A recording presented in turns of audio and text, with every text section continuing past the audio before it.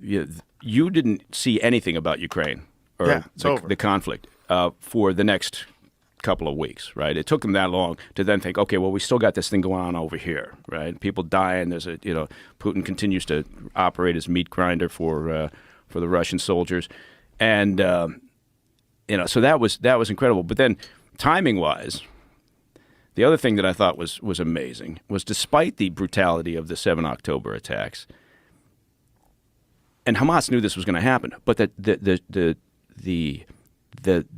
number of days that it took to turn the narrative around, right? So everybody was horrified at how terrible the slaughter was, and then within a matter of days, it was like, nah, it's Israel's fault, right? And how did that happen? Hamas knew that was going to happen because that's what they count on, which is why they embed themselves with civilians. It's why they put, their operation centers, their tunnels, their weapons stockpiles.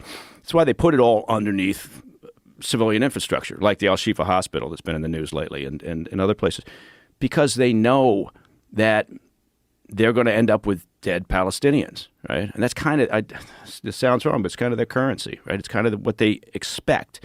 And they don't give a shit. I mean, you can see just by the way that Hamas has governed, if you can call it that, Gaza for, what is that? That's new math for me, but since 2006, really. They kicked out Fatah. They kicked out the Palestinian Authority in 2007.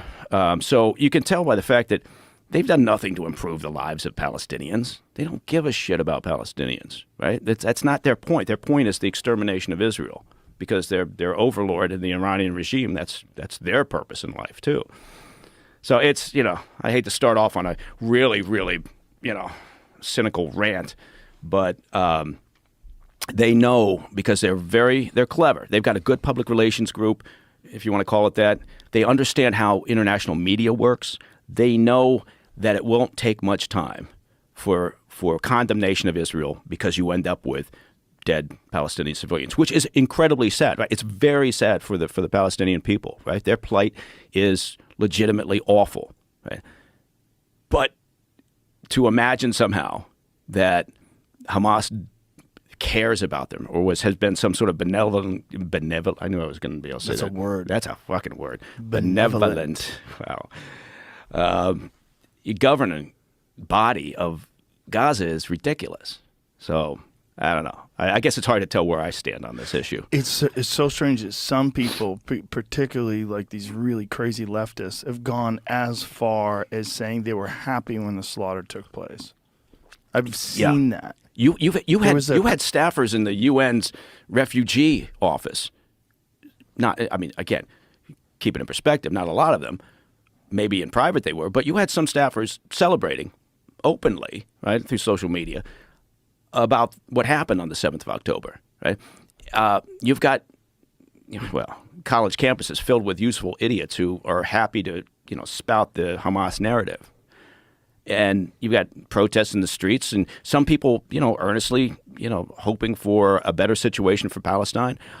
Other folks couldn't find, Gaza on a map. If you took a map and shoved it up their ass, it wouldn't work, right? They don't care. It's the latest thing. So I don't want to put all the protesters in one camp, because, some are legitimately working to better the lives of Palestinians. And yes, you can feel awful about what happens with the civilians.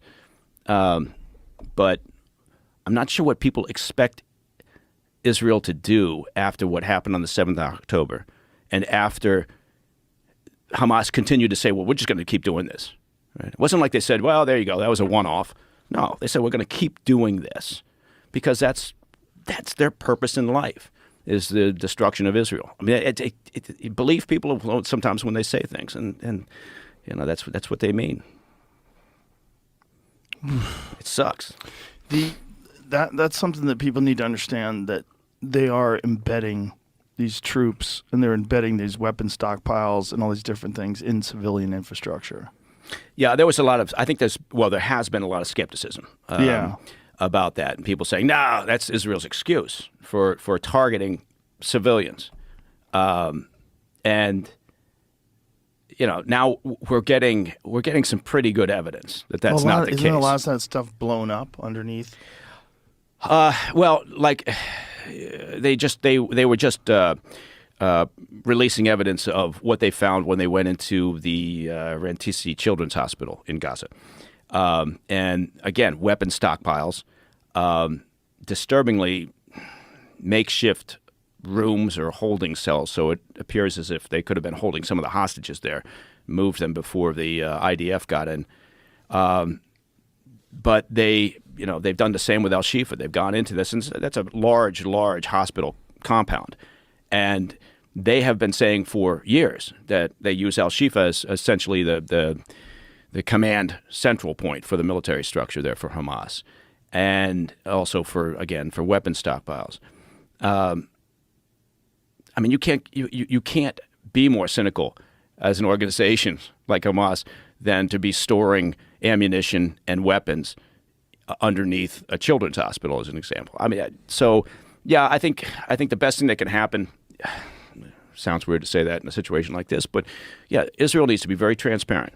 They need to provide as much evidence of this to try to shift that narrative. At least the people who aren't rabid about this, but have kind of jumped on the Free Palestine bandwagon because they like to feel righteous, right? So at least some of those people you can shift off of that narrative by providing evidence, by being transparent. So hopefully that's what the IDF does. The U.S. has come out and said, look, we back up that intelligence. We have independent corroboration that they've been using Al-Shifa and other hospitals. Hamas has, for their personnel, for their stockpiles. The reality is it's not going to change much of the narrative. I've been surprised by apparently how many anti-Semitic bigots were just like in the shadows waiting for an opportunity to jump out.